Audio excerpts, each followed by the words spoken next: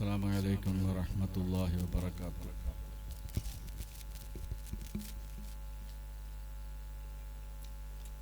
الحمد لله رب العالمين، والصلاة والسلام على أشرف المرسلين وعلى آله وصحبه أجمعين، أما بعد. أعوذ بالله من الشيطان الرجيم. بسم الله الرحمن الرحيم. والله أخرجكم من بطون أمهاتكم لا تعلمون شيئا. صدق الله العلي العظيم.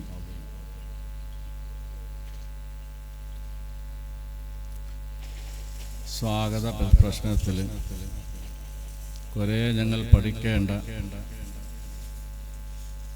വിഷയങ്ങളെല്ലാം ഞങ്ങൾ കേട്ടു.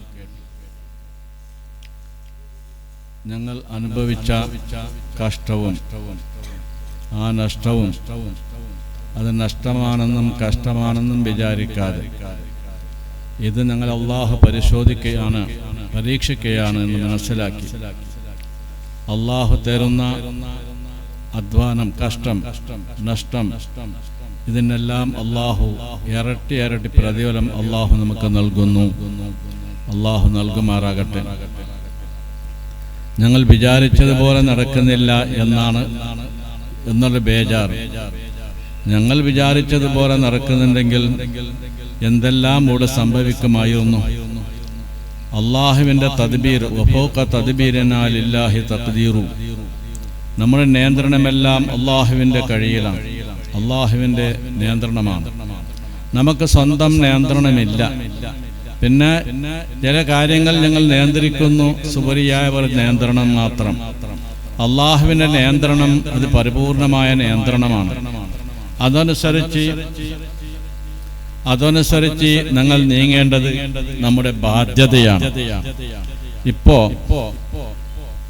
ഈ മഴ തുടങ്ങിയിട്ട് ഇതുവരേക്കും ഇടപെടാതെ നിസ്കാരത്തിന് മാത്രം ഒഴിഞ്ഞു നിന്ന് ബാക്കി എല്ലാ സമയത്തും ഇതിനൊരു കഷ്ടമെന്നത് കാണുമ്പോൾ സഹിക്കാൻ സാധിക്കാത്ത ഒരു രൂപത്തിലുള്ള ഒരു കഷ്ടമാണ് ഇപ്പോൾ ഞങ്ങൾ കണ്ടുകൊണ്ടിരിക്കുന്നത്. ബഹുമാനപ്പെട്ട നമ്മുടെ മൽജഅ് തങ്ങൾ എത്തിക്കഴിഞ്ഞു. അൽഹംദുലില്ലാഹ്, അൽഹംദുലില്ലാഹ്, അൽഹംദുലില്ലാഹ്. طلع البدر علينا من ثنيات الوداع وجب الشكر علينا ودعا لله داع.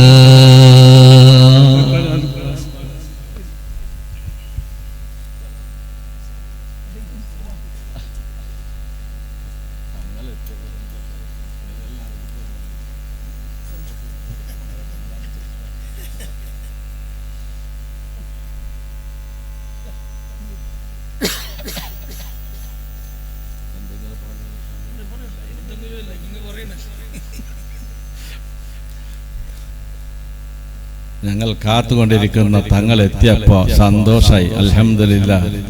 എവിടെയെങ്കിലും ദൂരത്തുള്ളവർ ഉണ്ടെങ്കിൽ വേഗത്തിൽ സദസ്സിൽ വന്ന് കൂടി ഇത് വേണ്ടതുപോലെ വിജയിക്കാനുള്ള ശ്രമം എല്ലാവരും ഉണ്ടാവണം എന്ന് ആദ്യമായി ഉണർത്തുന്നു. തങ്ങളുടെ അധ്വാനം, തങ്ങളുടെ കഷ്ടം ഈ ദീനിന് വേണ്ടി എത്രയെല്ലാം ത്യാഗം ചെയ്തു, എത്ര നിലക്ക് അതിനെ ഉയർത്തി കൊണ്ടുവന്നു എന്ന് എല്ലാവർക്കും അറിയാം. അങ്ങനത്തെ ഒരു ത്യാഗിയാണ് ബഹുമാനപ്പെട്ട തങ്ങളവർകൾ. തങ്ങളുടെ ആ ഹിമ്മത്ത് കൊണ്ട് എന്തെല്ലാമാണ് ഇവിടെ നടന്നു കഴിഞ്ഞത് എന്ന് പറഞ്ഞറിയിക്കേണ്ട ആവശ്യമില്ല, എല്ലാവരും കണ്ടറിഞ്ഞതാണ്. അങ്ങനത്തെ ഒരു മഹാനായ ഒരു തങ്ങൾ എത്തി എന്ന് പറയുമ്പോൾ അതിൻ്റെ സന്തോഷം പറഞ്ഞു തീർക്കാൻ സാധ്യമല്ല. ഞങ്ങൾക്ക് ബേജാറുണ്ട്, തങ്ങൾ വരുവോ ഇല്ലേ, മഴ കണ്ടിട്ട് വരാതായി പോവോന്ന്. അൽഹംദുലില്ലാഹ്, എത്തിപ്പോയി. പിന്നെ തങ്ങൾ ഞങ്ങൾക്ക് വേണ്ടതുപോലെ നസീഹത്തും ദുആവും എല്ലാം ചെയ്തു തരും. പിന്നെ വിളിച്ചതിൻ്റെ പേരിൽ ഒരു 2 വാക്ക് മാത്രം പറഞ്ഞ് എൻ്റെ ഉത്തരവാദിത്തം നിർവഹിച്ച് ഞാൻ സ്ഥലം തങ്ങൾക്ക് ഒഴിവാക്കി കൊടുക്കുകയാണ്. അല്ലാഹു സുബ്ഹാനഹു വ തആല ഞങ്ങളെ പടച്ചത് എന്തിന് എന്ന് ആദ്യമായി ചിന്തിക്കണം. അല്ലാഹു പറയുന്നു കുന്തു കൻസം മഖ്ഫിയ ഫഅറദ്തു അൻ ഉദ്ഹറ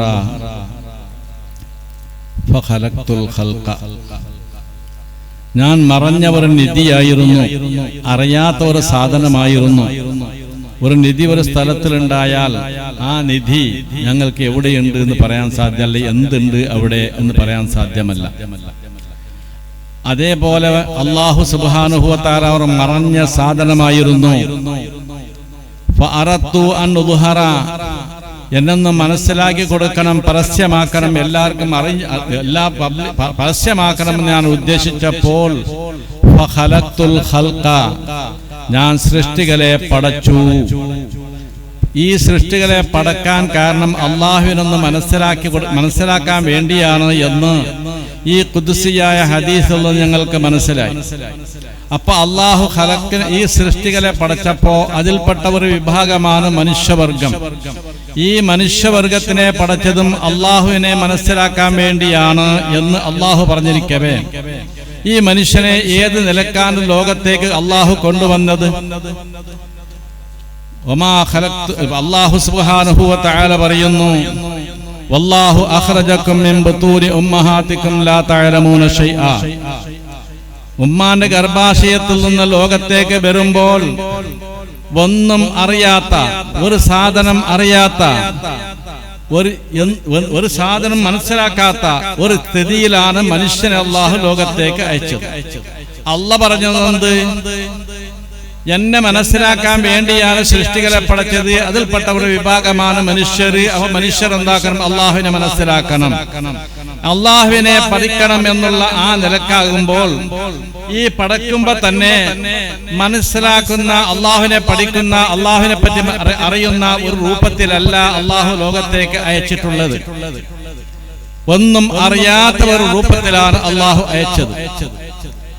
എന്നിരിക്കവേ അള്ളാഹുവിനെ എങ്ങനെ മനസ്സിലാക്കും?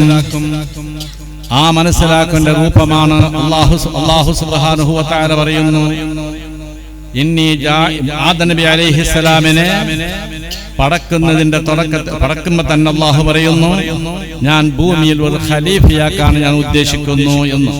അപ്പൊ ആദം നബി അലൈഹിസ്സലാമിനെ പടച്ചത് ഖലീഫയായിട്ടാണ്.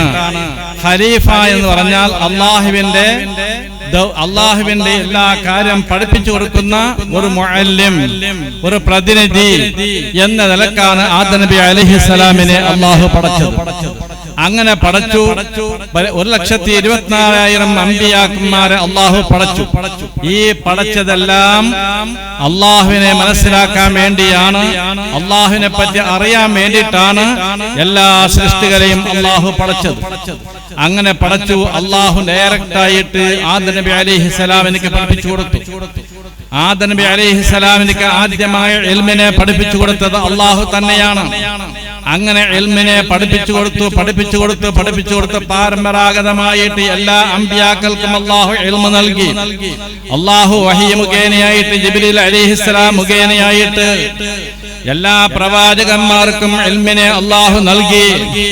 അള്ളാഹുവിന്റെ റസൂലിനും വഹി മുഖേനയായിട്ട് ഇൽമിനെ നൽകി.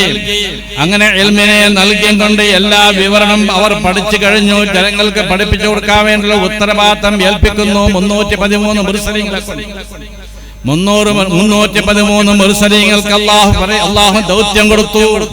നിങ്ങൾ പഠിച്ചിരുന്നാൽ പോരാ, പഠിപ്പിച്ചു കൊടുക്കണം. ആ ജനങ്ങൾക്ക് അള്ളാഹു മനസ്സിലാക്കി കൊടുക്കണമെന്ന് അവർക്കുള്ള ദൗത്യം കൊടുത്തതനുസരിച്ച് 313 മുർസലീങ്ങളും അവരുടെ ദൗത്യം നിർവഹിച്ചു, പഠിപ്പിച്ചു കൊടുത്തു. അങ്ങനെ പഠിപ്പിച്ചു കൊടുത്ത ആ അമ്പിയാക്കളുടെ അവസാനത്തെ കണ്ണിയായ മുഹമ്മദ് മുസ്തഫ സല്ലല്ലാഹു അലൈഹി വസല്ലമ തങ്ങളെ കൊണ്ട് അവസാനിച്ചപ്പോൾ ഇൽമ് ഇവിടത്തേക്ക് തീരുന്നില്ല. ആ ഇൽമിന്റെ ദൗത്യം ഏൽക്കാൻ വേണ്ടി അള്ളാഹു നിയോഗിക്കുന്നു ഉലമാഇനെ. അൽ ഉലമാഉ വറസത്തുൽ അംബിയാ ലം യുവരിസു ദീനാറൻ വലാ ദിർഹമാ. അമ്പിയാക്കളുടെ ദൗത്യം ഏറ്റെടുത്തവർ ഉലമാ ആണ്. ആ ഉലമാ അവരുടെ അവകാശികളാണ്, അനന്തരാവകാശികളാണ്. അമ്പിയാക്കളുടെ അവകാശികളാകുന്ന ഉലമാ എനിക്ക് അല്ലാഹ് അമ്പിയാക്കൾ സ്വർണമോ വെള്ളിയോ സ്വത്തോ അല്ല കൊടുത്തിട്ടുള്ളത് ഇൽമാണ്.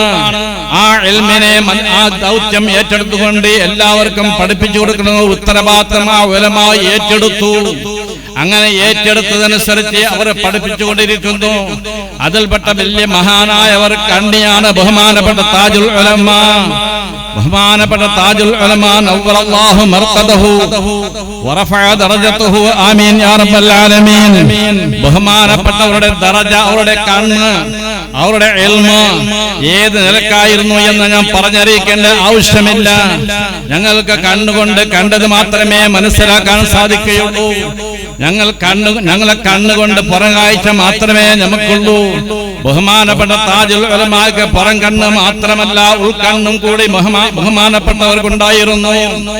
ആ നിലക്കാണ് ബഹുമാനപ്പെട്ടവരുടെ ആ നിയന്ത്രണം ആ ഇൽമ് പഠിപ്പിച്ചു കൊടുത്തും ലോകമാകെ ഇൽമാകെ പറത്തി കൊടുത്തു. ഈ കർണാടക ഭാഗത്തേക്ക് ഞാൻ ചെറുതിരിക്കുമ്പോൾ എന്റെ ചെറുപ്പത്തിൽ ഇവിടെ പഠിപ്പിച്ചു കൊടുക്കാൻ ഒരു മുഅല്ലിമില്ല, പള്ളിയിൽ ബാങ്ക് കൊടുക്കാൻ ഒരു മുഅദ്ദിനില്ല, ഖുത്ബ ഓതാൻ ഒരു ഉസ്താദില്ല, ഒരു ഖതീബില്ല. എല്ലാം കേരളത്തിന്റെ അക്കരയിൽ നിന്ന് വന്നിട്ട് വേണം. ഇങ്ങനെയായിരുന്നു ഈ നാട്ടിന്റെ സ്വഭാവമാണെങ്കിൽ ഈ സമയത്താണെങ്കിൽ ഏത് അവസ്ഥയിലേക്ക് എത്തി. ഇവിടെ എല്ലാ കാര്യം നിർവഹിക്കാൻ പ്രാപ്തരായ ആലിമീങ്ങളെ വളർത്തിയെടുത്ത് എല്ലാ മേഖലയിലും പ്രവർത്തിക്കാനുള്ള കഴിവും ശക്തിയും ആ ഉലമായിക്ക് ബഹുമാനപ്പെട്ട താജുൽ ഉലമ നൽകി. എത്രത്തോളം ഇവിടെ നിന്ന് ഇപ്പോൾ ഈ കർണാടകയിലേക്ക് മാത്രമല്ല കേരളത്തിൽ പോയിട്ടും അവിടെയും ഈ ദീനിന്റെ പ്രചരണം നടത്താനുള്ള കെൽപ്പുള്ള പ്രാപ്തരായ ആലിമീങ്ങൾ ഇപ്പോൾ ഇവിടെയുണ്ട്. ഇതിന്റെ കാരണം ആ ബഹുമാനപ്പെട്ട താജുൽ ഉലമ അല്ലാതെ മറ്റൊരാളാണ് ഇവിടെ ഉണ്ടായിരുന്നത്. ബഹുമാനപ്പെട്ട താജുൽ ഉലമ നവ്വറല്ലാഹു മർഖദഹു വറഫഅ ദറജതഹു ആമീൻ. ബഹുമാനപ്പെട്ടവരുടെ ഉൾക്കണ്ണ് എന്ന് പറഞ്ഞ ഉൾക്കാഴ്ച എന്ന് ഞാൻ പറഞ്ഞല്ലോ. ഇപ്പൊ കോട്ടപ്പുറത്ത് ഒരു സലഫി പള്ളിയായിട്ട് നിങ്ങൾക്ക് കാണാം. ഉള്ളാളത്തിന്റെ ഒരു ഭാഗമാണ് സലഫി പള്ളി ഇപ്പോൾ കോട്ടപ്പുറത്ത് എന്ന സ്ഥലത്ത് സ്ഥാപിച്ചിട്ടുള്ളത്. ആ സ്ഥലം ഒരു ഹാജിന്റെ ഒരു സ്ഥലമായിരുന്നു. ബഹുമാനപ്പെട്ട താജുൽ ഉലമാനെ ക്ഷണിച്ചുകൊണ്ട് എന്തോ ആവശ്യത്തിന് വേണ്ടി ക്ഷണിച്ച് ആ സ്ഥലത്തേക്ക് കൂട്ടിക്കൊണ്ടുപോയി പുറയിലേക്ക് കൂട്ടിക്കൊണ്ടുപോയി അവിടെ ഇരുത്തി. അവിടെ ഇരിക്കലോടുകൂടി ചുറ്റുഭാഗം ബഹുമാനപ്പെട്ട താജുൽ ഉലമ നോക്കുകയും പെട്ടെന്ന് അവിടെ ഇറങ്ങിപ്പോയി ഖാദിമിനോട് പറഞ്ഞ് ഇറങ്ങട അവിടെ നിന്ന്, ഞങ്ങൾ പോകാമെന്ന് ഇറങ്ങിപ്പോയി. ആർക്കും ഇതിന്റെ കാര്യം മനസ്സിലായില്ല. ആ വീട്ടുകാർക്ക് വല്ലാത്ത വിഷമമായി പോയി. ഇത്രയും ക്ഷണിച്ച് ആദരിച്ചിങ്ങൾ കൊണ്ടുവന്ന തങ്ങള് ഇങ്ങനെ ഇറങ്ങി പോകുമ്പോൾ എത്ര ബേജാറാകും. ആ അവസ്ഥയിലാണ് ആ ബേജാറോട് എന്തുണ്ടെങ്കിലും ബഹുമാനപ്പെട്ട താജുൽ ഉലമ അതിനെ ചിന്തിക്കാതെ ശ്രദ്ധിക്കാതെ ബഹുമാനപ്പെട്ടവർ ഇറങ്ങിപ്പോയി. അങ്ങനെ ഇറങ്ങിപ്പോയതിന്റെ ശേഷം ഇതിന്റെ കല്ല് മനസ്സിലാകുന്നത് എപ്പോഴാണ്? ഇപ്പോഴാണ് മനസ്സിലായത് ആ സ്ഥലം നമുക്ക് യോജിച്ച സ്ഥലമല്ല, താമസിക്കാൻ അവിടെ വിരുന്ന് സ്വീകരിക്കാൻ പറ്റിയ സ്ഥലമല്ല എന്ന് തന്റെ ഉൾക്കാഴ്ച കൊണ്ട് പണ്ടേ മനസ്സിലാക്കിയത് കൊണ്ടാണ് അവിടെ നിന്ന് ഇറങ്ങിപ്പോയത്. അവിടെ സുന്നത്ത് ജമാഅത്തിന്റെ അഹ്ലുകാർക്ക് ഇവിടെ ഒരു സമയം പോലും നിൽക്കാൻ പറ്റില്ല. അതുകൊണ്ട് ഇറങ്ങി വന്നു. ആ സ്ഥലമാണ് ഇപ്പോൾ സലഫി പള്ളിയായിട്ട് മാറിയത്. ഇത് കണ്ട് മനസ്സിലാക്കാനുള്ള ഉൾക്കാഴ്ച അന്ന് ബഹുമാനപ്പെട്ട താജുൽ ഉലമാക്ക് ഉണ്ടായത് കൊണ്ടാണ്. എന്തിന് ഏറെ പറയുന്നു, ഇപ്പോഴത്തെ സംഭവം തന്നെ നിങ്ങൾക്ക് ഓരോരുത്തർക്കും മനസ്സിലാകുമല്ലോ, ഞാൻ വിശദീകരിക്കുന്നില്ല. പണ്ടേ സുന്നത്ത് ജമാഅത്ത് നിലനിൽക്കണമെന്നുള്ള ഉദ്ദേശമനുസരിച്ച് എന്തെല്ലാമാണ് ത്യാഗം സഹിച്ചും കൊണ്ട് ഇവിടെ ഈ സുന്നത്ത് ജമാഅത്തിനെ നിർത്താൻ വേണ്ടി പ്രവർത്തിച്ചതും കാണിച്ചു തന്നതും ബഹുമാനപ്പെട്ട താജുൽ ഉലമ. ആ പ്രവർത്തനം ഇല്ലെങ്കിൽ ഇപ്പോൾ സുന്നത്ത് ജമാഅത്ത് എന്നുള്ള പ്രശ്നം ഇവിടെ പ്രസ്ഥാനം ഉണ്ടാകുമായിരുന്നില്ല എന്ന് തന്നെ പറയാം. അത്രയും വല്ല ഉന്നത സ്ഥാനത്തെത്തിയ മഹാൻ അവർകളാണ് ഇൽമിനെ പ്രചരിപ്പിച്ചുകൊണ്ട് എല്ലാ ലോകർക്കും ഇൽമിനെ പഠിപ്പിച്ചു കൊടുത്തു. ഈ പഠിപ്പിച്ചു കൊടുത്ത് എന്താണ്? അമ്പിയാക്കളുടെ ദൗത്യം ഏറ്റെടുത്ത അൽ ഉലമാഉ വറസത്തുൽ അംബിയാ എന്ന ആ ഉത്തരവാദിത്തം ഏറ്റെടുത്തതനുസരിച്ചാണ് ബഹുമാനപ്പെട്ടവർ ഇൽമിനെ പ്രചരിപ്പിച്ചു. അള്ളാഹുവിനെ മനസ്സിലാക്കാനുള്ള കഴിവ് ഓരോരുത്തരുടെ നിലപാടനുസരിച്ച് ആ ഓരോ ആൾക്കാർക്കും അവർ ഇട്ടുകൊടുക്കുകയും അത് മനസ്സിലാക്കിയും കൊണ്ട് ഇവിടെ ഉലമാ വർദ്ധിച്ചു വന്നു. പഠിപ്പിച്ചു കൊടുക്കാനുള്ള പ്രാപ്തരായ ആൾക്കാരുണ്ടായിത്തീർന്നു. ഇൽമില്ലാതെ ഒരു കാര്യം കൂടി നടക്കാൻ പോകുന്നില്ല.